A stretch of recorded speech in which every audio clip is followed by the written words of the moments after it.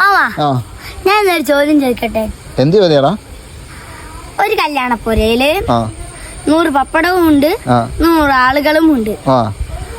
ഒരാണിന് 10 പപ്പടം വെച്ചിട്ട്, ഒരു പെണ്ണിന് 5 പപ്പടം, 2 കുട്ടികൾക്ക് 1 പപ്പടം.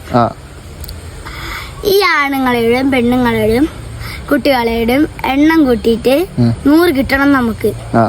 അപ്പം അതിന്റെ ഉത്തരം പറയുക. അതായത് ഒരു കല്യാണപ്പുരയില് 100 പപ്പടവും 100 ആളുകളും ഉണ്ട്.